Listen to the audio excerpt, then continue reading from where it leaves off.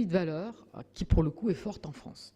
Donc voilà, en gros, les 6 domaines, les points vraiment importants que je voulais souligner. Dans la fonction publique, l'accord de 2009, que vous connaissez, qu'on a évoqué tout à l'heure, et puis l'accord du 22 octobre 2013 relatif donc à la prévention des RPS dans la fonction publique, les 3 grandes fonctions publiques. Qu'est-ce qu'il faut retenir? Chaque employeur public va devoir élaborer un plan d'évaluation et de prévention donc des risques psychosociaux d'ici à 2015. Et bien sûr, ces plans vont devoir reposer sur une phase de diagnostic associant les agents et qui devra être intégré dans le fameux document unique d'évaluation des risques professionnels. Alors, bon, j'ai lu tout ça, l'accord, vous l'avez, on le trouve facilement, il est bien fait d'ailleurs. Bon, il a été signé à l'unanimité, à ma connaissance, ce qui est déjà aussi un signe. Je pense que ce qui va être très important, bien sûr, c'est la phase de diagnostic, qu'il ne faut pas louper.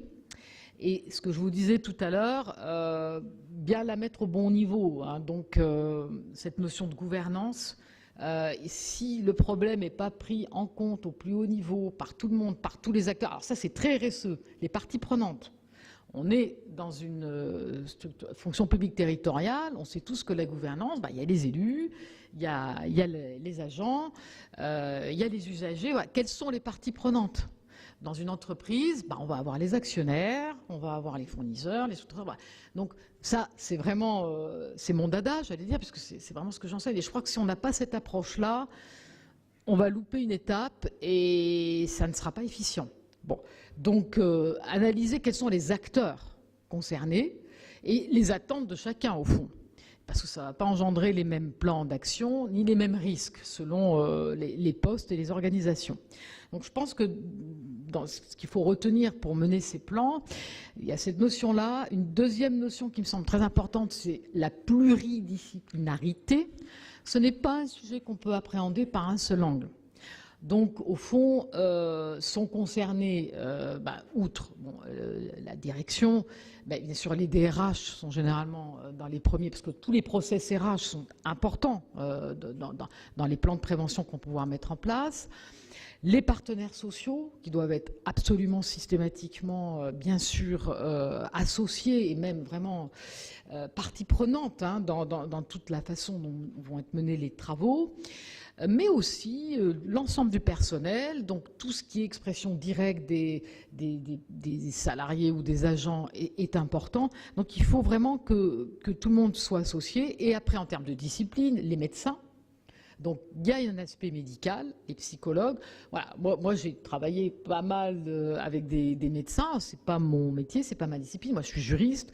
Bon, c'est vrai qu'à un moment donné, il y a besoin de cette multidisciplinarité. On peut pas approcher ce sujet en prenant qu'un point de vue. Voilà.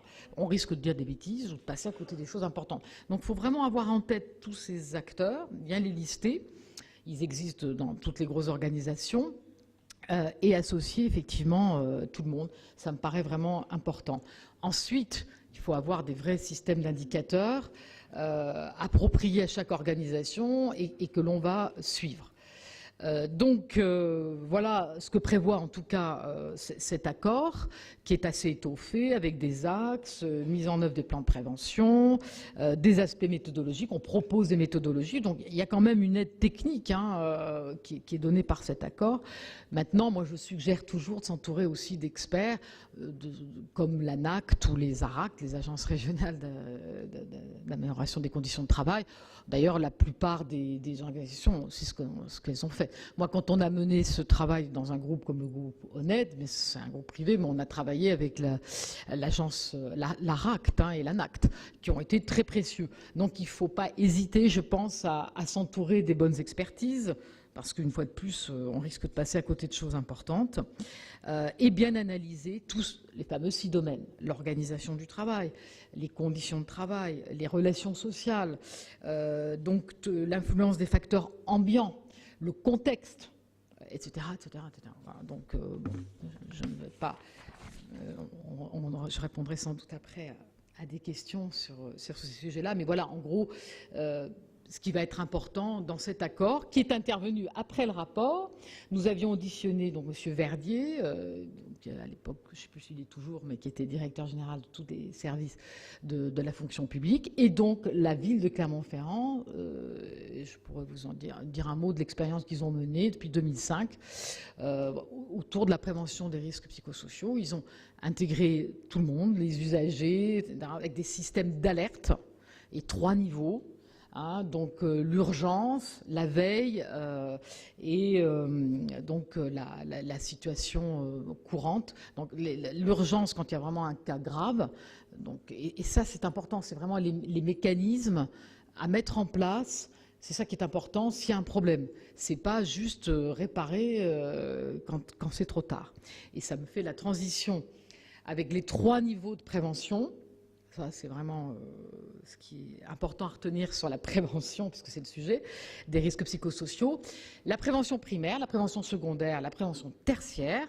La prévention primaire, en gros, c'est la plus en amont possible. C'est celle que j'indiquais tout à l'heure. C'est l'organisation, un changement, une restructuration, un changement de management dans l'entreprise, mais ça peut être de gouvernance dans toute organisation quelle qu'elle soit.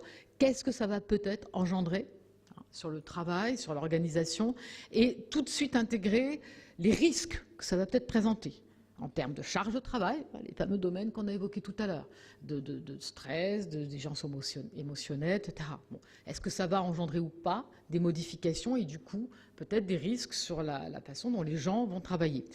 La prévention secondaire, c'est donc tout ce qui est prise en compte, aider les gens, les individus, les personnes à avoir leur détecteur quand ça ne va pas. Donc, c'est tout ce qui va être, dans certaines structures, des cours de yoga, le sport, mais ça peut être aussi une cellule d'écoute. Nous, on avait mis ça en place chez Honnête, on avait une cellule d'écoute anonyme. Alors, au début, il n'y avait pas trop d'appels, les gens avaient peut-être un petit peu peur d'appeler, mais après, ça n'a fait que croître. Et ça a été une bonne chose, parce que ça a permis quand même de dénouer un certain nombre de situations. Mais bon, ça veut dire que chaque personne va déjà être au courant et va savoir, j'allais dire, se gérer sur ces sujets. Et puis la 3e prévention, c'est la prévention tertiaire, c'est la réparation. Et là, j'oserais dire que c'est malheureusement déjà un peu trop tard. Donc c'est tout ce qui est reconnaissance côté maladie. Il y a un mouvement d'ailleurs en cours pour que soient reconnus au tableau des maladies professionnelles 3 des maladies dues à des risques psychosociaux. Bon, c'est en cours, je ne sais pas si ça aboutira, mais bon, sachez qu'il y a une forte pression en ce moment pour que ce soit reconnu, notamment en provenance d'un cabinet qui est Technologia, qui est connu sur ces sujets et qui a travaillé notamment chez France Télécom Orange sur tout leur plan de réparation après les soucis qu'il y a eu. Mais donc, voilà, il y a un mouvement fort en ce moment pour faire reconnaître un certain nombre de maladies.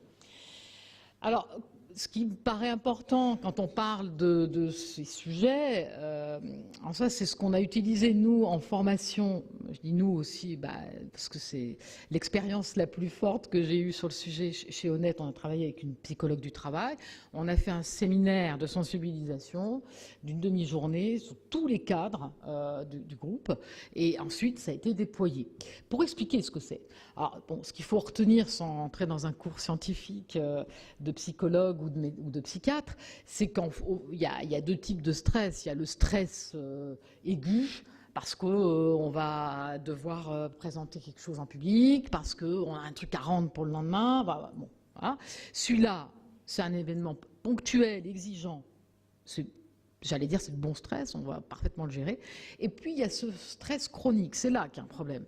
Et quand on parle d'épuisement professionnel, de burn-out, qui peut tomber très brutalement et sur toute personne. Là aussi, souvenez-vous ce que je vous disais en démarrant, il y a ceux qui nient, qui disent moi non, de quoi on parle, le stress, mais c'est normal. Je suis cadre, le stress, c'est normal, ça fait partie de... Non, c'est pas parce que on est bien même dans son job, parce que on a plein de choses à faire, mais c'est super, on veut faire tout bien, et bien que ça peut pas vous arriver. Et puis là, c'est vraiment l'écroulement. Moi, j'en ai vu autour de moi. On peut plus se lever, quoi. On peut plus aller travailler. Et là, derrière, c'est lourd, quoi. C'est en absence, en médicaments, enfin, et puis même les conséquences après. Et sur sa vie professionnelle et personnelle. Donc ça, c'est le problème du stress chronique. C'est-à-dire que c'est des contraintes durables. Et c'est ça qui est le plus dommageable, effectivement, pour la santé. Sachant que, en gros, bon, je ne vais pas détailler tout ça, mais bon, on a 3 phases dans ces états de stress. On a ce qu'on appelle... alors, j'espère que vous ne vous retrouverez pas. Parce que généralement, quand je le présente au début, tout le monde là qu'on parle, puis après je vois tout le monde qui est là, qui est en train de regarder. Oh merde, ça, je crois que ça, je suis là-dedans. Hein, j'ai jamais assez, je le dis souvent, je n'ai jamais assez de temps. On ne prend jamais en considération mes demandes. Bon, ça, c'est les premiers signes. Je dirais que jusque-là, bon, on est tous plus ou moins là-dedans. Hein, je dirais peu ou prou. Je pense que vu la manière dont la société est organisée et la charge qu'on a, voilà. Donc sur les terrains physiques, émotionnels, intellectuels, comportementaux, et on va avoir des phrases types. On est dans la première phase d'alarme. Mais enfin, il faut commencer quand même à se dire attention, je ne peux pas continuer comme ça forcément. La phase 2, bon, vous avez tous les détails, c'est la phase de résistance. Alors, on met, hop, normalement, si on arrive à bien gérer tout ça, ça va aller. Après, on résiste, on met en place ce qu'il faut pour pas tomber dans la maladie, hein, clairement. Mais on résiste quand même, donc on va commencer à avoir des manifestations physiques, la fatigue chronique, les fameux troubles musculo-squelettiques, des crampes, des douleurs, tout ce qui est digestif. On dit que le ventre, c'est le second cerveau. Bon, donc c'est très souvent, moi depuis j'ai beaucoup parlé avec des médecins et c'est vrai, ils vous disent, mais bon, il y a beaucoup de gens qui consultent, qui viennent nous voir, c'est quand même souvent dû à des problématiques de stress. Alors les uns ou les autres, on n'a pas les mêmes domaines de fragilité, bien sûr, chaque personne n'a pas les mêmes réactions, mais là on va commencer à avoir, on résiste, donc on peut commencer à avoir des manifestations un petit peu plus graves. Et puis malheureusement, la dernière phase, si on n'a pas mis en place la fameuse prévention secondaire consistant soit à prendre du recul, enfin bon, c'est plus facile à dire quelquefois qu'à faire, mais bon, voilà, tout ça, c'est pour ça que la formation existe et qu'il faut apprendre à le gérer ou avoir des systèmes de signalement s'il y a quelque chose qui ne va pas, parce qu'il y a une situation de harcèlement à un moment donné, mais on a mis une charte en place dans une organisation qui va faire que ça va être dénoncé à temps et que la personne ne va pas tomber malade parce qu'elle n'a pas pu dénoncer une situation, etc. etc. Bon, eh bien, on risque effectivement l'épuisement. Et là, les signes, c'est vraiment, j'allais dire, à ce moment-là, c'est trop tard, quoi. On risque d'être dans la phase 3 où là, il y a un très fort risque, effectivement, de burn-out, de maladie.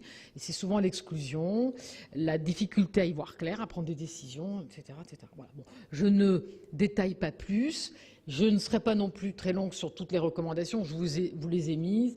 Pour la première fois, on a quand même mis 4 grands principes, ce qu'on ne fait pas. Généralement, on met des recommandations dans tous les rapports. Là, on a tenu, c'est un travail collectif de la section, à mettre